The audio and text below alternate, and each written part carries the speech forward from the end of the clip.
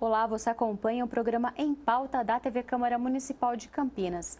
Lembrando que aqui é o espaço para você conhecer mais sobre as ações dos 33 vereadores da Câmara Municipal da sua cidade. Nosso entrevistado de hoje é o vereador Luiz Carlos Rossini, do PV. Olá, vereador. Obrigada novamente pela presença aqui. É sempre bom estar aqui, Pamela. Muito obrigada, vereador. Vamos falar então, já falamos numa outra oportunidade de outros projetos que o senhor protocolou recentemente, agora nesse último semestre de 2015, e o último foi o Dia Municipal de Combate à Corrupção, a ser comemorado no dia 9 de dezembro. Qual que é o objetivo dele? Bem, primeiro, eu acho que todo mundo reconhece que o combate à corrupção talvez seja uma das grandes demandas da sociedade brasileira na atualidade, né? E talvez o principal item de pauta das discussões políticas em todo o país. E qual é, na verdade, é uma ação do mandato tentando dar a nossa contribuição também para ajudar a enfrentar e mudar essa realidade. O dia 9 de dezembro, ele foi instituído já em 2003 pela ONU como Dia Internacional de Combate à Corrupção. Se você pegar o documento da ONU, lá estão descritas todas as consequências que a corrupção, o desvio de recurso público acarreta para a sociedade. Desde agravo dos problemas e a dificuldade de tratamento de saúde, aumento da violência e até mortes, né? Porque quando falta recurso público para as políticas básicas, a população às vezes acaba sendo a maior vítima, né? Então não dá mais para a gente tolerar a corrupção, nunca deu, mas agora acima de tudo... De todos os lados, tanto da sociedade quanto do Estado. E aí, só que mesmo o Brasil sendo signatário dessa convenção, a gente não vê que ela seja implementada e esse dia ser um dia onde a sociedade seja chamada para refletir sobre a importância de combater a corrupção. Então, a nossa intenção é que Campinas, mais uma vez, dê o exemplo, né? Seja pioneira. E o objetivo de instituir esse dia é que a gente possa, todo dia 9 de novembro, levar essa discussão para dentro das escolas, das universidades, das empresas, dos órgãos públicos, da própria Câmara, dos sindicatos, dos Rotaries, Lions, das igrejas, né? Quer dizer, se esse tema for um tema onde a sociedade pare para discutir e refletir, nós vamos começar a analisar, inclusive, as causas da corrupção. Sim. Porque a corrupção ela se dá em vários níveis e são vários fatores que favorecem a corrupção. Obviamente, isso que a gente tem assistido no governo federal, a questão do desvio de recurso da Petrobras, vários casos de corrupção com agentes públicos, talvez, não sei se é a ponta do iceberg, mas é uma das formas de corrupção que precisa ser combatida com rigor. Por exemplo, o Ministério Público Federal, ele está desenvolvendo uma campanha de coleta de assinatura para transformar as 10 medidas de combate à corrupção ou contra a corrupção num projeto de lei de iniciativa popular para que o Congresso possa aprovar. Essas medidas que o Ministério Público Federal propõe, elas visam melhorar a legislação e os sistemas de controle, de fiscalização e combate à corrupção. Para dar um exemplo, no nosso Código de Processo Penal, existem muitos recursos que muitas vezes os advogados dos réus utilizam para procrastinar, para adiar, às vezes o processo. E ele demora anos e depois ele prescreve, perde a validade. Então, às vezes são algumas ações claramente feitas para postergar mesmo. Então, o Ministério Público tenta eliminar isso. Uma outra coisa, ela tenta que os sinais exteriores de riqueza possam ser indicativos para abrir um processo para que a pessoa consiga dizer de onde que vem aquela riqueza. É muito comum alguns agentes públicos que têm salários comedidos e tal, de repente usufruem, andam com carro do ano, troca de carro todo ano, moram em palácios, Consegue ter conta na que Suíça. não são compatíveis. Ele fala, pô, como é que pode? Então, esses sinais exteriores de riqueza Sim. deveriam ser já objeto, opa, De investigação, né? comprove, entre outras coisas. Mas Sim. então o Ministério Público, e aqui na Câmara nós trouxemos e apoiamos essa medida, ajudando a coletar a assinatura, mas é só para dar um exemplo seguinte, que a sociedade, as instituições também estão se mobilizando para isso. Agora nós precisamos fazer com que a sociedade compreenda que ela tem que ser fiscal, ela tem que atuar, ela tem que denunciar, mas ela também tem que dar o exemplo, né? Porque às vezes as pessoas não têm noção de que as corrupções começam em pequenos atos, em pequenos gestos, né? Quem fura a fila de ônibus, né? Assim, pensando que a corrupção, toda vez que você tire vantagem de forma indevida de uma situação... Aí o próprio filho vê isso, toma como exemplo e já é mais um fazendo a mesma coisa. Né? Pois é, então são várias atitudes que a gente precisa... E se você colocar isso num debate, numa discussão na escola, as pessoas vão começar, ao rever os seus comportamentos e as suas condutas, obviamente elas vão crescer com uma outra cultura. No passado, quando eu era criança, eu via algumas revistas em quadrinho, do amigo da onça, aquela imagem do malandro brasileiro, do jeitinho brasileiro, e depois se consolidou aquela ideia importante é levar vantagem, né? Então, criou um ambiente cultural onde algumas ações, elas não são reconhecidas como atitudes de corrupção. É muito comum, a lei não permite andar acima de 80 por hora, o guarda para o cara 120, aí ele vai tentar dar um jeitinho com o guarda, né? Sim, então, isso aí já começa aí, né? Então, assim, é uma reflexão maior, mas obviamente nós temos que começar a cobrar dos agentes públicos, que devem dar o exemplo, né?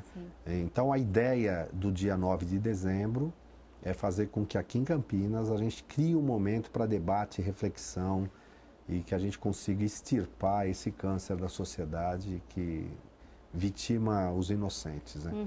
Esse projeto foi protocolado recentemente, dia 9 de novembro, né, mais ou menos, né, vereador? Mas a gente já pediu em regime de urgência, já está em processo de votação. Então, até semana que vem, na próxima, no porque máximo, a gente já quer, nesse 9 de dezembro, fazer um ato em Campinas, já para fazer com que essa lei comece a ter validade já em 9 de dezembro desse ano. Que legal, com certeza será votado e será aprovado, vereador, pela sua iniciativa muito boa.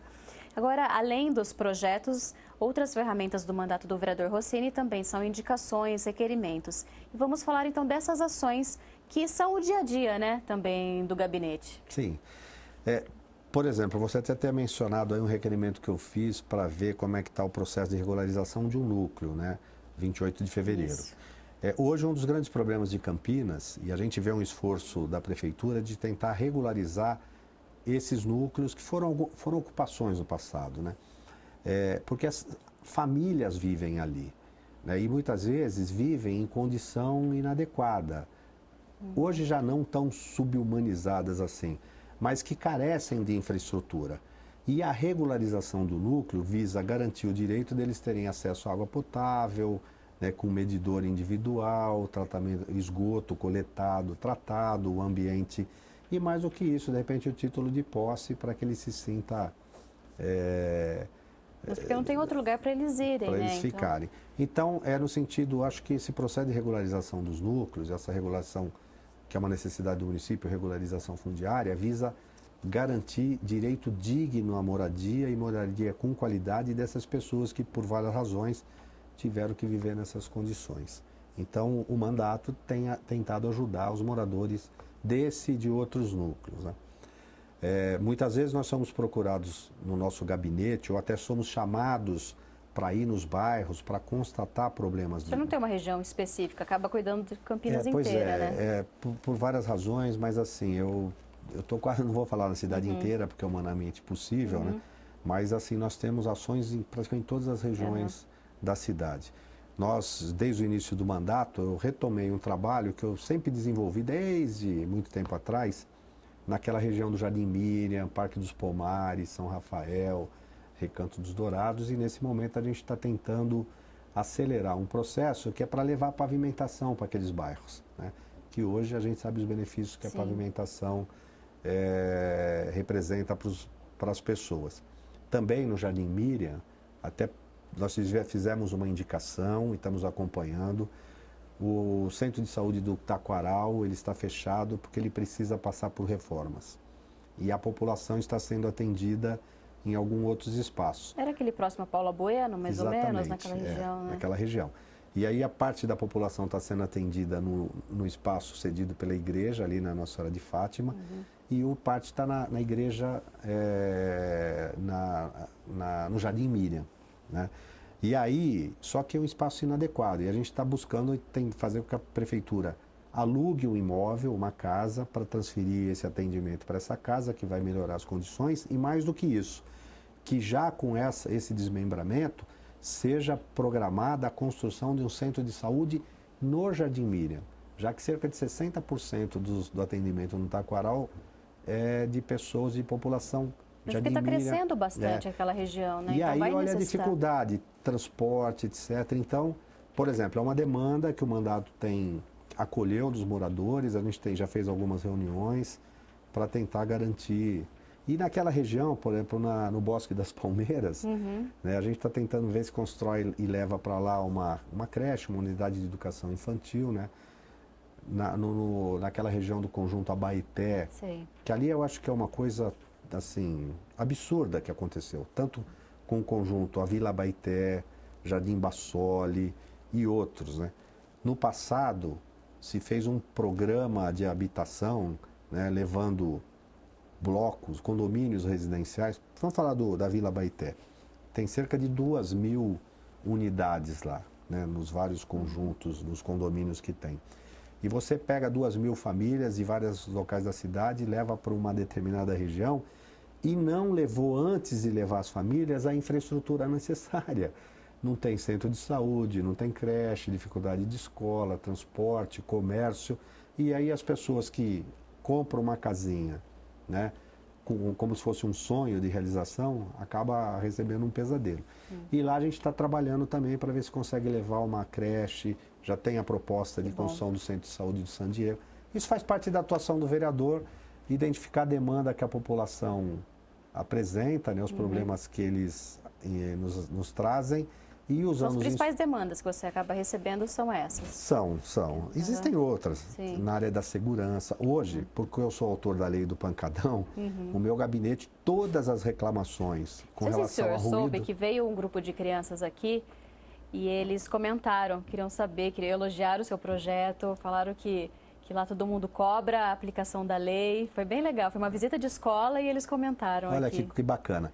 E olha, então, a lei do pancadão, eu acho que é uma grande contribuição do mandato, obviamente não foi recente agora, mas por conta de eu ter feito isso, estimulado que as pessoas fiscalizem, denunciem, eu tenho recebido muitas demandas com relação a som alto, e não é só mais de veículo, né? Estabelecimentos comerciais, shows ao vivo. E eu estou estudando, junto com o Departamento de Urbanismo, até alterar a legislação de ruído e permitir também que você possa ter uma aplicação mais rigorosa da lei. Porque todo mundo tem direito de viver em paz. Claro. E a tranquilidade é uma coisa, você está na sua casa, você quer ter seu momento de lazer com a sua família, dormir com tranquilidade. Às vezes assistir televisão. Em alguns casos as pessoas não conseguem assistir a novela por causa do som que vem do vizinho. Tá certo. Vereador, infelizmente nosso tempo se esgotou, o tempo é bem curtinho aqui, mas o senhor está sempre convidado para voltar, falar das soluções, falar de outras demandas que o senhor recebe no seu gabinete. Tá bom? Eu que agradeço essa oportunidade e reafirmar que o gabinete continua à disposição da população, né, para que a gente possa tentar juntos encontrar a solução para esses problemas. Isso. Lembrando que a Câmara está aberta de segunda a sexta-feira, das 8h30 da manhã até as 6h30 da tarde. E o gabinete do vereador Rossini está à disposição. E claro, não deixe de acompanhar também as informações da Câmara no site www.campinas.sp.leg.br, acompanhar o trabalho do vereador e da Câmara nas redes sociais e, claro, a programação da TV Câmara Municipal de Campinas. Nós agradecemos a sua audiência e continue com a nossa programação.